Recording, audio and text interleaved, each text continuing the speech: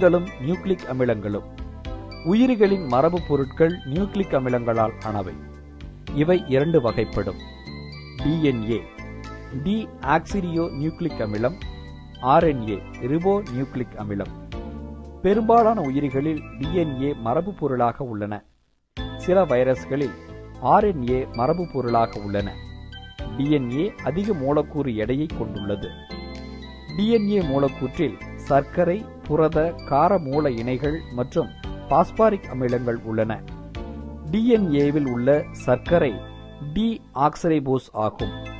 இந்த டி ஆக்சரைபோஸ் சர்க்கரை ஒரு பென்டோ சர்க்கரையாக இருக்கிறது. புரத, கார மூல இணைகள் இரண்டு வகைப்படும். பியூரின்கள், பிரிமிடின்கள்.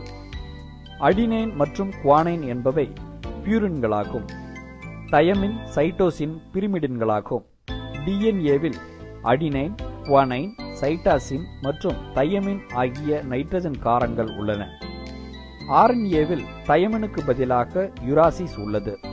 பியூரின்கள் இரண்டு ஹைட்ரோசைக்ளிக் வளையங்களை கொண்டிருக்கின்றன. பிரிமிடின்கள் ஒரு ஹைட்ரோசைக்ளிக் வளையங்களை கொண்டிருக்கின்றன. ஒரு புரத கார மூலம் ஒரு பென்டோ சர்க்கரையுடன் சேர்ந்து ஒரு நியூக்ளியோசைடை உருவாக்குகிறது. எடுத்துக்காட்டாக அடினைன் மற்றும் ரைபோ சர்க்கரையின் சேர்ப்பு அடினோசின் என்ற நியூக்ளியோசைடு உண்டாகிறது. டிஎன்ஏயில் அடினைன் டி ஆக்சிரிபோஸ் சர்க்கரையுடன் சேர்ந்து டி ஆக்சி அடினோசின் என்ற நியூக்ளியோசைடு உண்டாகிறது.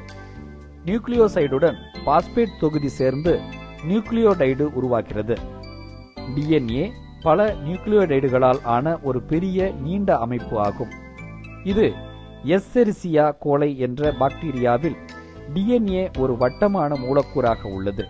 இதில் 3.4 × 10⁻⁶ புரத கார மூல இணைகளால் ஆன 1.4 மில்லிமீட்டர் நீளமுடைய ஒரு மூலக்கூறு ஆகும். மனிதனில் 1.7 மீட்டர் நீளமுடைய டிஎன்ஏ உள்ளது.